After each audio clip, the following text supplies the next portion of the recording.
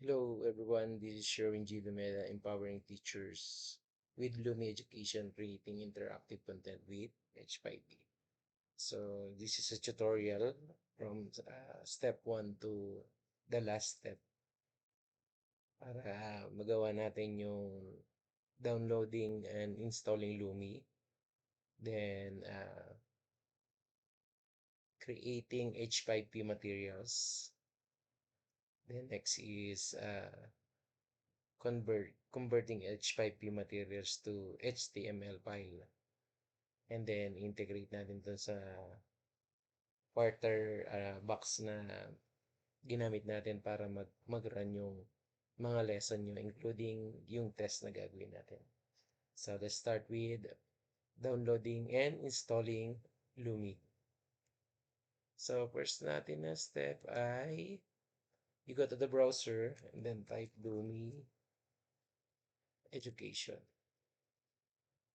Then, click the first option. Then, you will see the download tab. Click the download tab.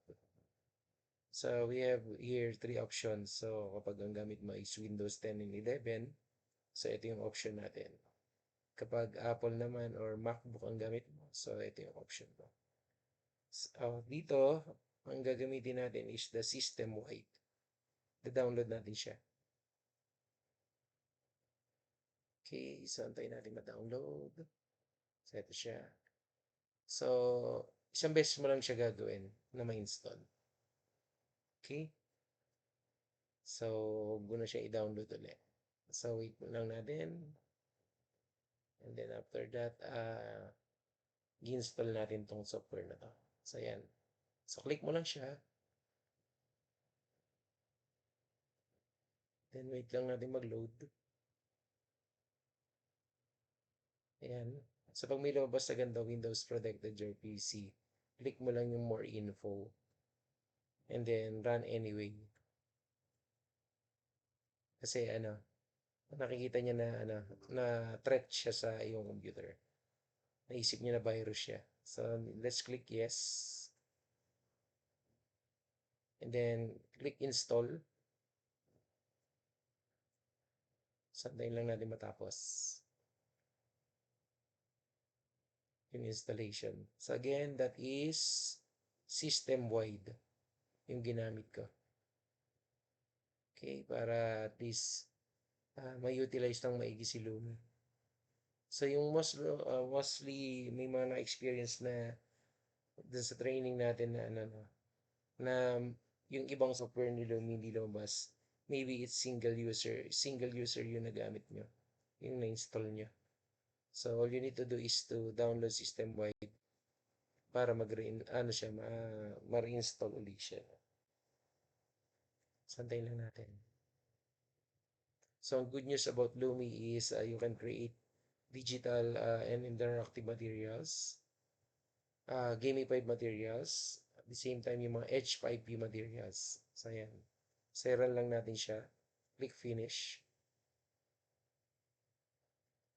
So, ang gagawin natin dito, pag nag-pop up na siya na, ayan, maximize mo na siya yung ano niya na. Then, punta ka lang doon sa edit view. Okay. So, may mga lalabas dyan. Doon sa iba kasi, since na-install ko na to, yung iba may dalawang option na lalabas dito. Okay. Which is yung may open siya dito. May open na part. Okay. So, click mo lang yung first box na lalabas dito. Then, after that, hanapin mo lang itong mga ganito. Ayan, update available. Click mo lang yung details and then update. So, bakit kailangan natin siyang i-update? Para maging fully offline siya, yung software natin. Para hindi na natin kailangan mag-online or gumamit ng data or internet connection. So, ayan. So, updated na siya. Then, balik ulit tayo dun sa ating contents. Ayan, update ulit natin ito. update natin to.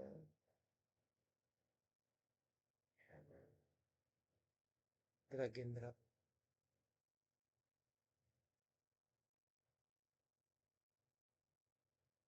So, dito, konting information lang na. Okay, sa iba na gusto mag-explore pa, pero pwede nyo i-click yung content demo. Tapos, pwede kayo mag-download dyan ng sample. And dito lang kayo punta dito sa reuse. Click nyo lang yung reuse, tapos download nyo siya. So, para mostly kasi yung iba, gusto niya mag-edit na lang ng mga sample, so pwede kayo mag-edit dyan. All you need to do is to download lang. So, since hindi yun yung gagawin natin, i-update na lang muna natin yung mga software. Ayan, this one, image slider. Update natin siya. Okay, request field. So, yung iba na lang, yun na natin, download natin. Ayaw. Okay, update natin to. So, yan. So, lahat yan may content demo. Okay, next natin yan. Update natin CSA. Drag drop. Update natin. Update na natin kanina to. Tapos na ba?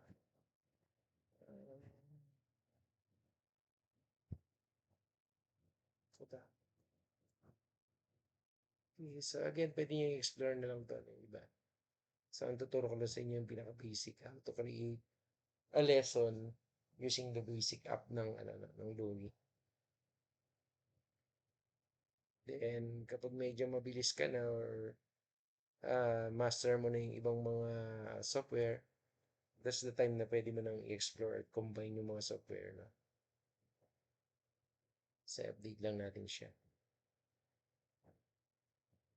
So, tuloy-tuloy lang yung update natin dito hanggang sa makompleto natin lahat siya. Ayan. So, ito maganda din to eh. Branch scenario. Ito yung mga sequence, yung mga ginagamit ng mga English teacher. Okay? Yung dugtong-dugtong, yung mga pangyayari. Branching scenario. So again, pwede kayong gumawa ng sample content demo. Okay? So yung mga materials na pwede nyo magamit dito guys is So one time nyo lang siya gagawin pero lifetime nyo na siya i-share sa bata. So yan. So interactive book. Ito maganda rin itong interactive book. So it's a book na pwedeng magamit ng teacher. Pwede kang gumawa ng module dito. Module 1 or kaya week 1 module. So, per book naman siya.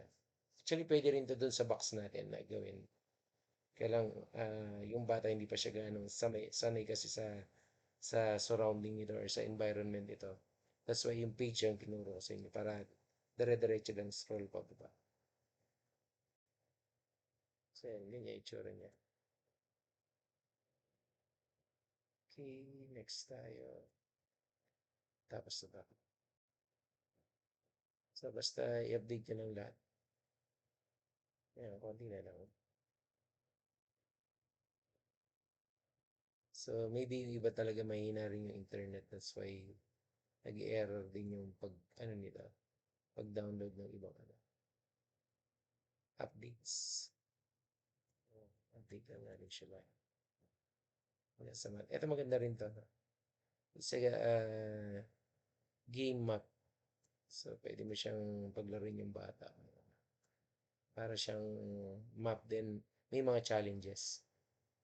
Okay? Game map. Ang tawag. Okay. Pero ba ba? Ito, hindi pa natin na-update. Ito pa tayo mag-update.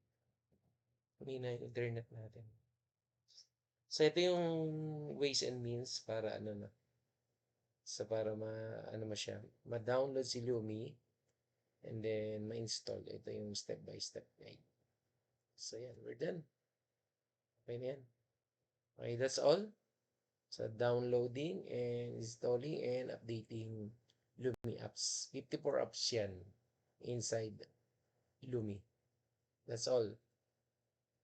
Okay, susunod na yung tutorial natin na susunod.